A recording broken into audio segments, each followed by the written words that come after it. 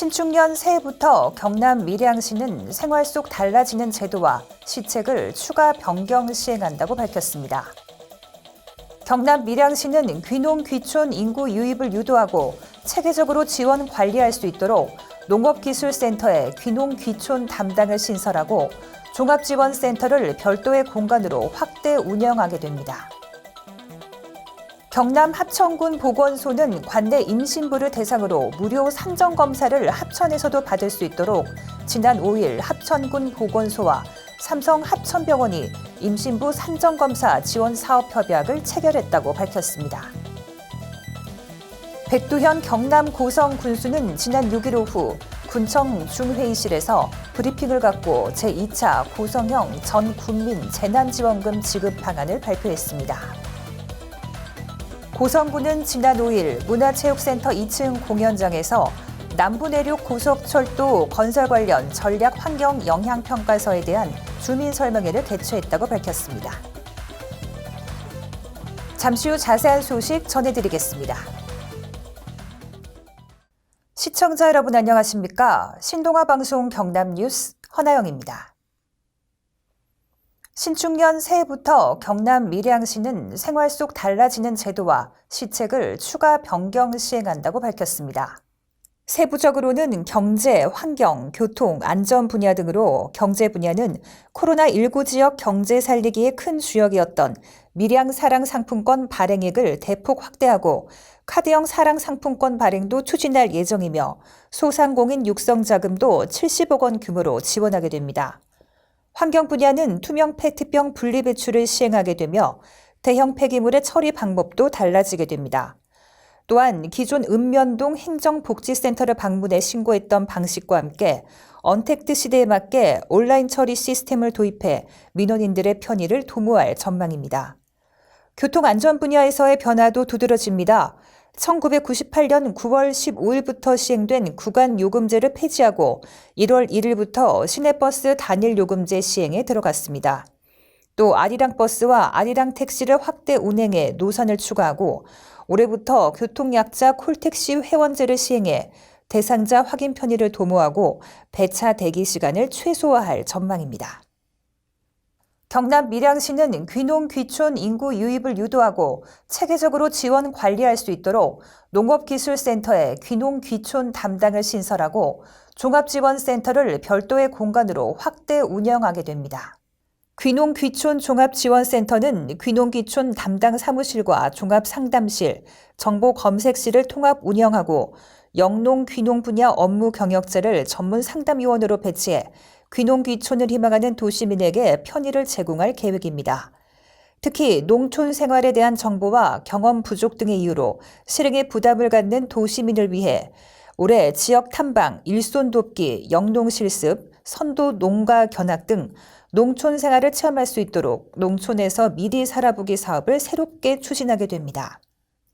시는 2019년부터 올해까지 3년간 농림축산식품부 주관 도시민 농촌유치 지원사업 공모를 통해 국도 10위 총 7억 1천만 원을 확보해 귀농 귀촌인이 농촌에 안정적으로 정착할 수 있도록 실효성 있는 정책을 추진해 오고 있습니다.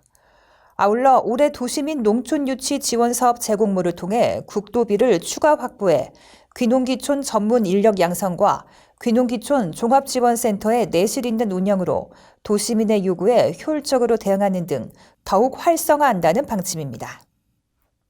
경남 합천군 보건소는 관내 임신부를 대상으로 무료 산정검사를 합천에서도 받을 수 있도록 지난 5일 합천군 보건소와 삼성 합천병원이 임신부 산정검사 지원 사업 협약을 체결했다고 밝혔습니다.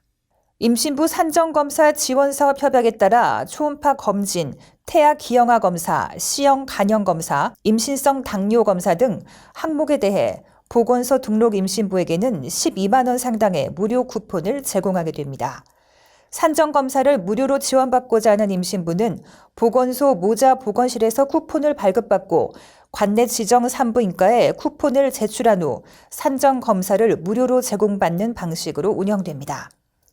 보건소 관계자는 이 밖에도 임신부 철분제, 엽산제 지원, 전동 유축기 무료 대여, 고위험 임신부 관리 사업, 산모 신생아 건강관리사 지원 등 보건소 등록 임신부에게 다양한 혜택을 제공하고 있다며 임신부의 산전 산후 관리를 체계적으로 지원해 출산 친화 환경 조성을 위해 노력할 것이라고 말했습니다.